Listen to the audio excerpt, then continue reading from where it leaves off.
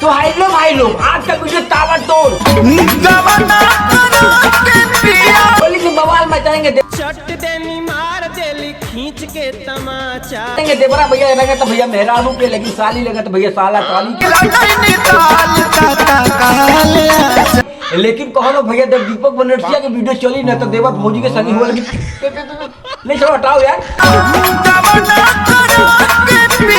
देखिए भैया हम दीपक बनर्जी करेंगे ताला ताली के। लोग बदल दिए, समय बदले कला परती परल रहे खेतवा तो झील हो गई। परल रहे खेतवा खेताड़ी झील हो गई। छौरी रंग लेता बुढ़वा के देऊ, छौड़ी रंगा वाला गवला से बुढ़वा गिल हो गई। लेकिन भैया आज का वीडियो ताबड़तोड़। अरे दादा रे दादा, देखला होली परल बाचार के, होली परल बाचार के, रंग जीजा सलवार के, रंग जीजा सलवार के। कोबरा निकल गया खर खर खर खर खर।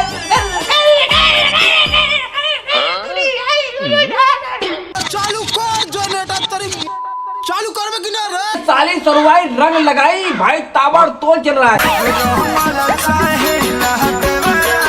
अरे बेकारी तभी मुजरा करता। अरे बाप रे बाप, करे तो ना तगड़ा करो तो ना करिए, कहीं कम ना कर। अरे भौजिया तो लेटा होते जा रे। जाए सबके होला साला देवरन मिला। अब गाना निकला गवा ना करा के सैया, गैला नहीं निताल तो काल आजा, देवरा छुअल चाहता गाल तो काल आजा।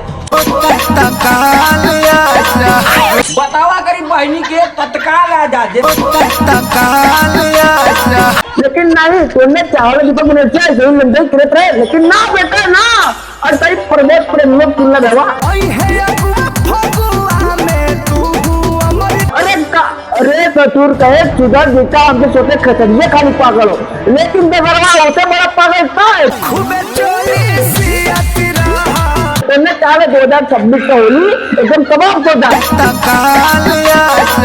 नंगी ताल बैल कबाए तोड़ने कबाए ना, लेकिन तोड़ने नहीं मुजरा चला था यहाँ। यहाँ क्या होता कि एकदम खेतारी एक खेतारी हो। अरे तनी गाना गाते रहे।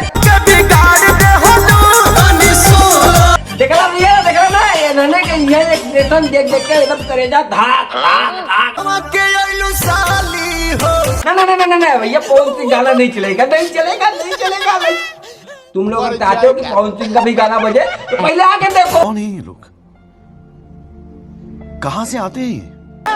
नहीं भैया ऐसा मतलब तुम्हारे पैसे से क्यों गाड़ी था। 2004 के फागुन स्पेशल हो जाई रे। अरे बप्पा रे बप्पा, ये दैया रे दैया कपार खड़ के लो। रंग जीजा सलवार के, तो भैया रोबो तो दीजिए तलवार की। रंग जीजा सलवार के। अब भैया दीपक बनर्जिया ने दिल जे बेटा लो तो खेतरियों को रंग दी तलवार की। लेकिन ना इधर कब रहा। अब भाई हाई सुना था। ए राजा एकदम चपले रहा भैया।